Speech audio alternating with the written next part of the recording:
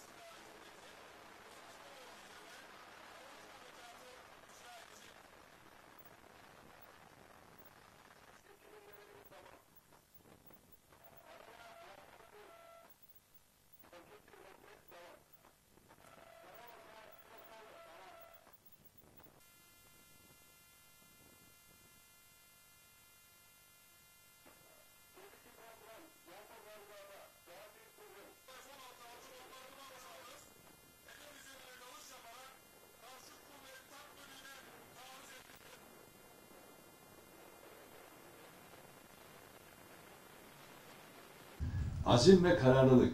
Dün de bir yerde söyledik. Bir savaşçının, bir muharibin, bir askerin, bir komandonun, bir askerin en önemli özelliği savaşma, azim ve kararlılığı. Başarma, azim ve kararlılığı. Bu kararlılık, bu azim ne zamana kadar sürecek? Ölünceye kadar. Yani şehit oluncaya kadar.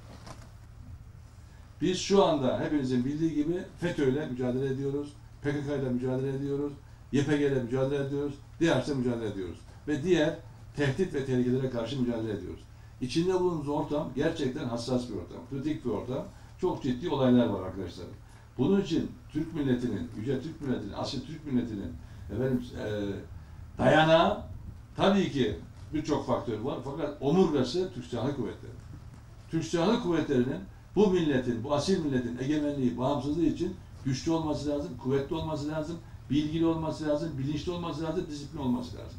Ülkemizin, milletimizin egemenliği, bağımsızlığı, 83 milyonun güvenliği için 780 bin kilometre kare vatan toprağının, 462 bin kilometre karelik mavi vatanın ve semalarımızın kontrolü için, hatta gelişen ve değişen çağda bir de siber vatan var. Bu dahil. Bunlara bizim hakim olabilmemiz için her birimizin biz diyerek, ben tek başıma bir şey değilim. Siz varsınız. Siz tek başına bir şey değilsiniz, biz varız. Dolayısıyla biz diyerek arkadaşlar hazırlıklarımızı yapacağız. Ülkemize, milletimize görevimiz neyse elimizden geldiğince ölürsem şehit, kalırsam gazi anlayışı içinde bunu yerine getireceğiz. Kıbrıslı kardeşlerimiz, Kıbrıs bizim milli meselemiz biliyorsunuz. 450 yıldan beri atalarımızın kan döküp emekle, zahmetle buraları yurt yaptıkları, daha sonra çeşitli gelişmelerden sonra bu noktaya gelindi. Bu noktadan sonra hiçbir olduğu bittiği izin vermeyeceğimizi, buradaki hem kendi hem de Kıbrıslı kardeşlerimizin hak, alaka ve menfaatlerini sonuna kadar koruyacağımızı, bundan kimsenin şüphesi olmaması gerektiğini de herkesin kafasına sokması gerektiğini bilin arkadaşlarım. Türkiye Cumhuriyeti Devleti Kıbrıs'ta garantördür arkadaşlarım. Zürih ve Londra Anlaşmaları çerçevesinde Türkiye, İngiltere, Yunanistan. Yunanistan, İngiltere garantörlük işlerini yaparlar yapmaz. Onu da kendileri bilir. Fakat biz bu Kıbrıs'ı milli mesele kabul ediyoruz ve biz buradayız. Ve burada bize düşen görev neyse, 1974'te ne yaptıysak aynı ruh, aynı heyecan, aynı esaslar dahilinde Kıbrıslı kardeşlerimizin güvenliği için, bekası için her türlü şeyi yaptık, yapmaya hazırız. Bundan da kimsenin şüphesi olmasın değerli arkadaşlarım. Doğu Akdeniz'de bildiğiniz gibi işte konuşuyoruz, görüşüyoruz, çalışıyoruz arkadaşlarım. Orada bizim bazı hak ve alakalı menfaatlerimiz var. Bunlara karşı bir kısım ülkeler bazı karşı hareketler yapmaya çalışıyoruz. Söylemler, eylemler vesaire. Biz bunları büyük bir sabırla, büyük bir metanetle fakat büyük azim ve kararlılıkla hakkımız, hukukumuzu korumak yönünde yapmamız gereken ne varsa, atmamız gereken ne adım varsa tek yumruk, tek vücut. Bunu yaptık, yapmaya devam edeceğiz.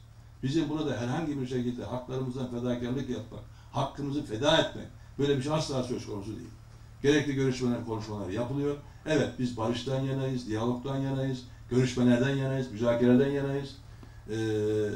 Ve bu olayın siyasi bir şekilde çözülmesinden yanayız. Ve fakat diğer taraftan da hiçbir şekilde, hiçbir olduğu bittiye müsaade etmeyeceğimizi, hakkımızı, kendi hakkımızı, Kıbrıslı kardeşlerimizin hakkını çiğnetmeyeceğimizi de herkes kafasına soksun.